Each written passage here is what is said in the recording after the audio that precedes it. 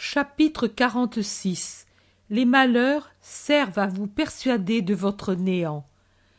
Jésus dit ensuite: Je ne te commente pas l'Évangile dans le sens où tous le commentent. Je vais t'éclairer ce qui précède le passage de l'Évangile. Pourquoi est-ce que je dormais? Est-ce que par hasard je ne savais pas que la bourrasque allait arriver? Oui, je le savais. J'étais seul à le savoir. Et alors, pourquoi est-ce que je dormais? Les apôtres étaient des hommes, Maria, animés de bonne volonté, mais encore seulement des hommes. L'homme se croit toujours capable de tout. Quand ensuite il est réellement capable dans une chose, il est plein de suffisance et d'attachement à son savoir-faire. Pierre, André, Jacques et Jean étaient de bons pêcheurs, et pour ce motif, ils se croyaient insurpassables dans la manœuvre des bateaux. Moi, pour eux, j'étais un grand rabbi, mais une nullité comme marin. C'est pourquoi ils me jugeaient incapable de les aider, et quand ils montaient dans la barque pour traverser la mer de Galilée, ils me priaient de rester assis parce que j'étais incapable d'autre chose.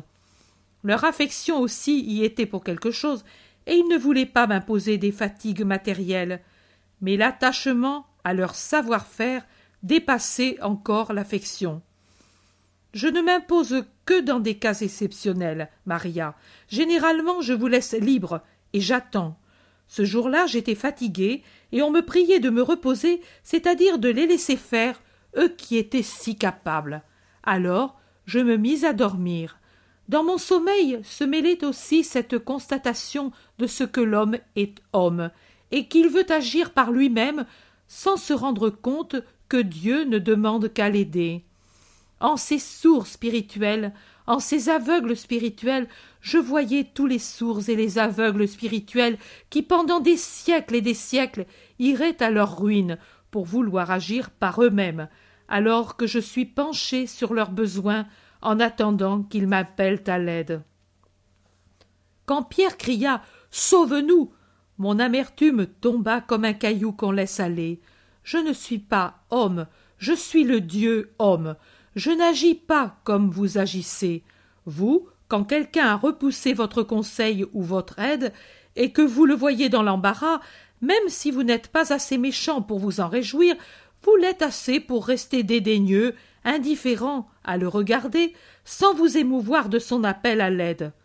Par votre attitude, vous lui faites comprendre: quand j'ai voulu t'aider, tu n'as pas voulu. Maintenant, débrouille-toi. Mais moi, je suis Jésus, je suis le Sauveur, et je sauve, Maria, je sauve toujours dès qu'on m'appelle. Les pauvres hommes pourraient objecter: et alors, pourquoi permets-tu aux tempêtes isolées ou généralisées de se former?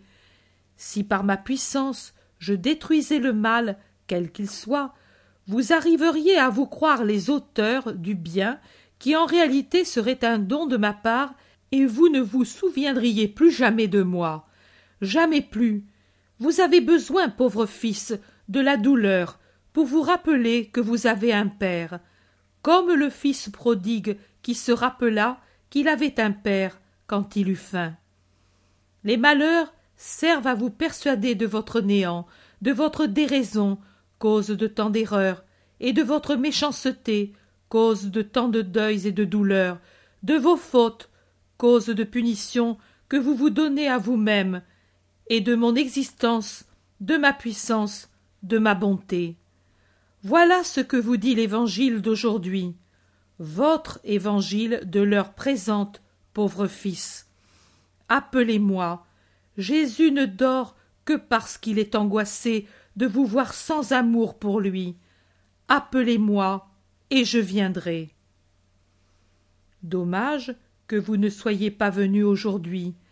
Vous auriez vu un visage de béatitude, et j'aurais pu savoir en quoi je change, car Paola dit qu'elle s'en aperçoit, bien que je continue à travailler, et même plus rapidement que jamais. Mais elle ne sait pas expliquer davantage. Au moins saurais-je me contrôler et, à l'occasion, faire comme Moïse, me mettre un voile sur le visage.